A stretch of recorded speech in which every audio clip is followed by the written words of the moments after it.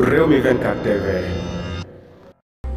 Bismillah daleen ak jàmm ci xibaar vendredi 22 décembre mu mel na rek plaidoyer bi daal dinay commencé fële ca cour suprême ndax bu ñu xoolee kat président ba daal dinay rek def ñaari étape daal koy def rek 1h30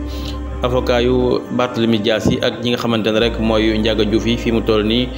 commencé nañ ndax bi ñu xoolee rek kii di maître Ciré Clédor Ly moom nag mooy bokk na ci avocat yu Barthélémy Dias yi daal dinay tàmbale li nga xamante ne rek mooy plaider clientam bii di Barthélémy Dias foofee ca cour suprême tey ji tombé ak vendredi 22 décembre atum 2023 kon boog mi ngoog lan moo ca nar a tukkee ca cour suprême ci diggante Barthélémy Dias ak ki nga xamante ne rek moom mooy Ndiaga Diouf